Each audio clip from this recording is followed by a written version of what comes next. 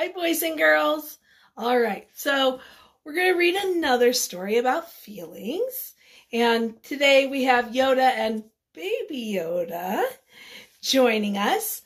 And today's book, I'm just going to show it to you the best I can, is called Mouse Was Mad. What do the words tell you about Mouse?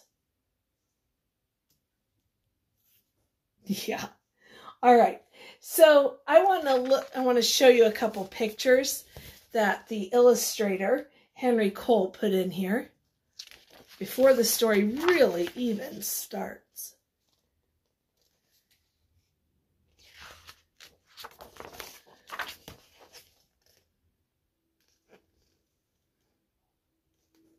Now, how can you tell from the pictures that Mouse is mad?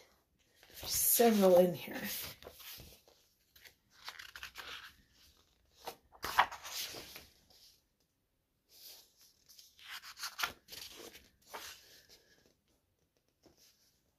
That's right. Now, in this story, Mouse is mad, but he's not sure what to do about it. What do you do when you're mad? Turn and tell someone.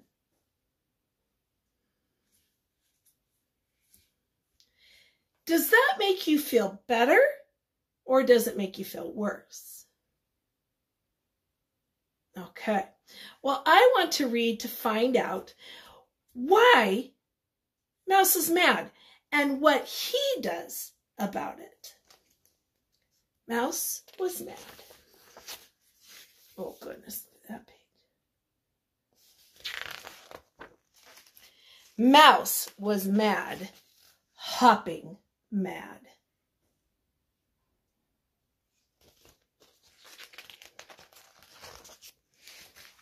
You look ridiculous, said Hare. Mouse stopped hopping. Let me show you how to hop properly, said Hare, who truly was a hopping whiz.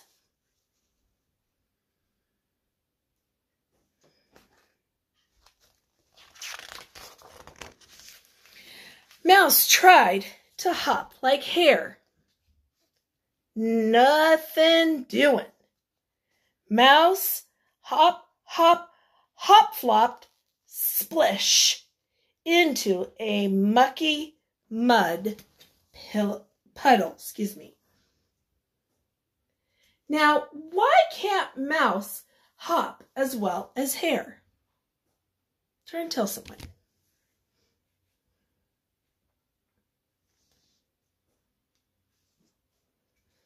How do you think he feels when he lands in a mucky mud puddle?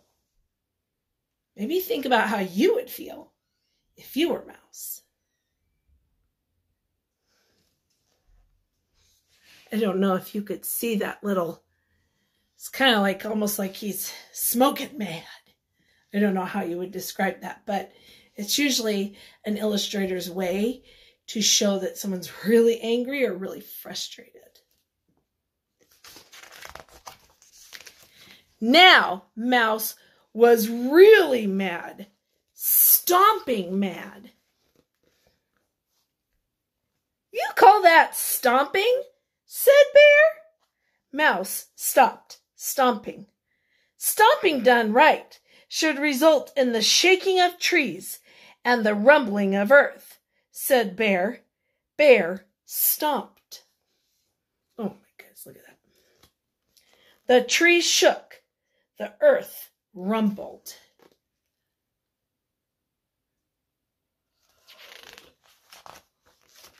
Mouse tried to stomp like Bear. The trees did not shake. The earth did not rumble. Mouse stomp, stomp, flopped, splush, into another mucky mud puddle. Oh boy.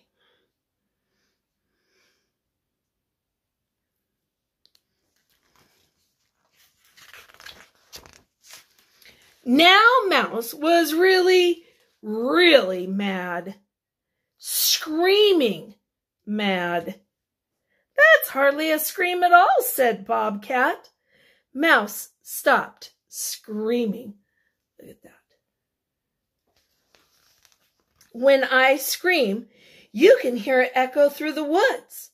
Bobcat screamed to prove his point. It echoed and echoed. Now, what do you think Mouse will do next? Turn and tell someone. Do you think he'll scream as loud as Bobcat? Why or why not?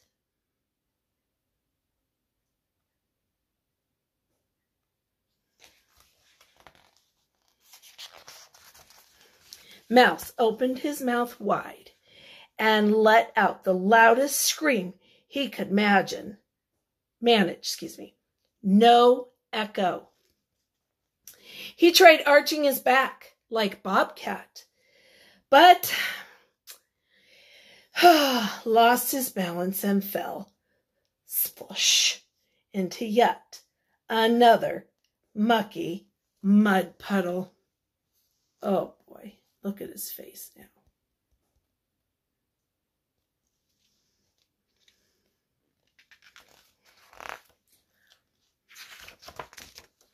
Now, Mouse was really, really, really mad.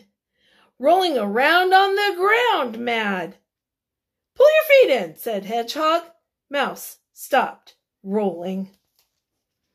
The best rolling is achieved when the body is a perfect sphere.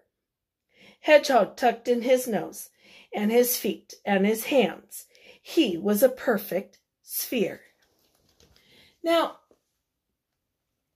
look at the shape of Hedgehog's body. You see that? Okay. What is another word for sphere? Yeah, you might have said circle or like a ball, right? Now, what do you think will happen next?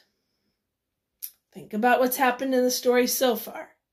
What do you think will happen after this?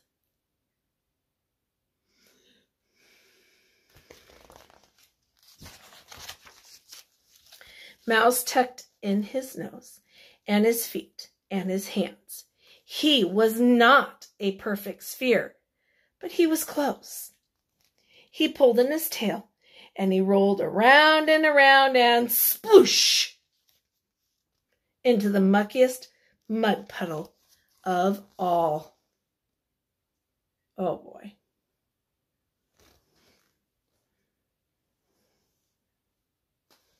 I don't think he looks very happy. Now, Mouse was really, really, really, really mad. Standing still mad. Mouse did not hop. He did not stomp. He did not scream or roll on the ground.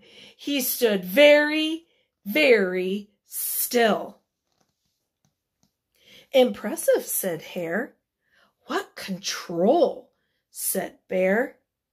Are you breathing? Asked Hedgehog.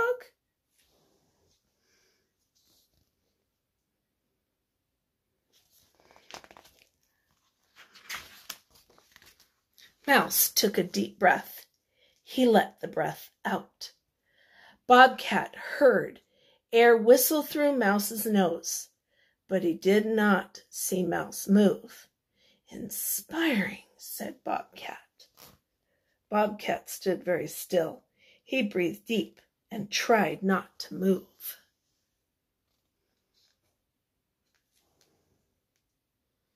Now, Bobcat can hear the air whistling through Mouse's nose. Breathe through your nose and listen closely. What sounds do you hear? Try it.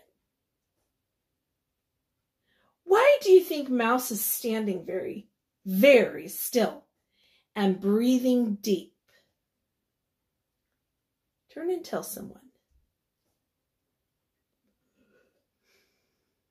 Do you think this will make him feel better? See the back of Mouse here. Well, let's find out. Your ears twitched, said Hare. Let me try. But he could not keep his tail from wiggling. Bear tried, but when he breathed deep, trees moved, and the ground shook a little. Hedgehog came closest, but even he could not keep his bristles from bristling. They stood together for a long time, breathing and trying to be still. There's Mouse. Look at his face. That's a different look.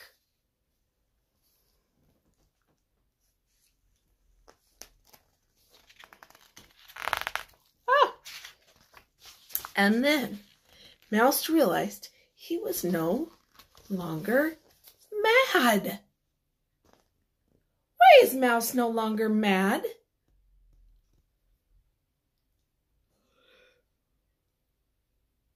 Was he able to find a way that made him feel better?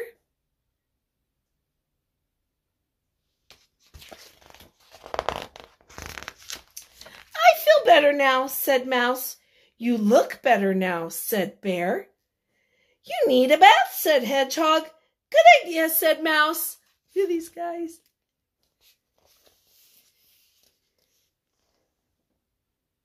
You can see a little smile.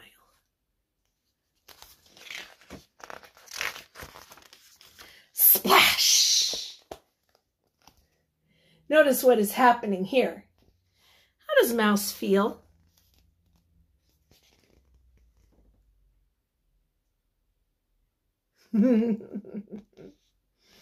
Much better, right?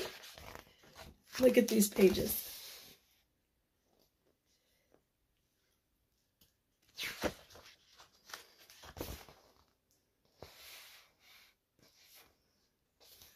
All right. So think about the things Mouse did when he was mad. What different things does he do? Let's go back and take a little look here. Help your brain remember.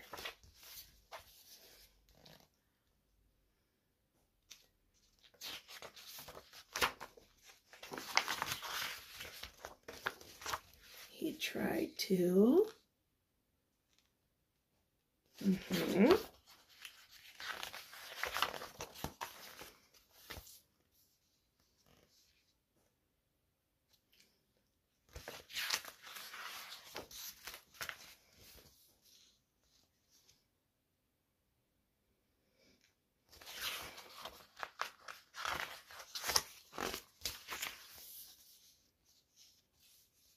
That's right. Yes, he tried to hop, stomp, scream, roll, and stand still.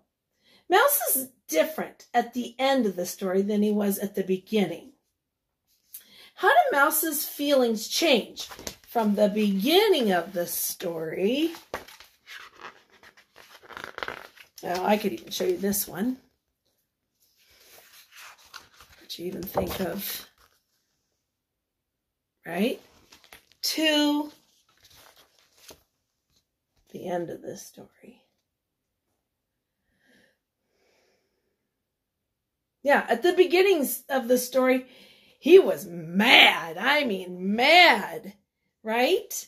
And at the end of the story, he was happy. You're right. Great job.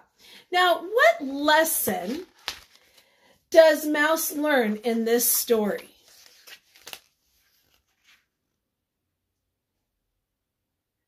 Does he learn that it's a good idea to do what others do to feel better? How did that turn out? That's right. He learned that it was better to do it his own way, right? How to make himself feel better in his own way, not copying other people. Now, he didn't try and be like anyone else here at the end of the story. Do you remember that? And in fact, the other animals did what? They tried to act like him. Were they able to do it as well? Nope, they weren't. All right, now in this story, the animals acted a lot like people. Do you remember that? Okay. Now, how did they act like people? Well, let's take a look here. I'm going to start off showing you this picture of Mouse. And then remind you of this page where it says, "Impressive," said Hare. "What controls?" said Bear. "Are you breathing?" asked Hedgehog. That's right. They talk and Mouse is wearing clothes. In fact, even in the back of the book, what does he do? Do you remember? He takes a bubble bath. Do animals do those things? No, they don't talk like us. And they don't wear clothes like us. And they don't take bubble baths like us, right? Now, could this story happen in real life? This one here? Why or why not? That's right. Because animals don't really act like people, do they?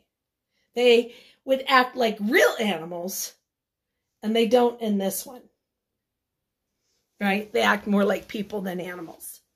So what happens every single time Mouse copies one of his friends? Every time.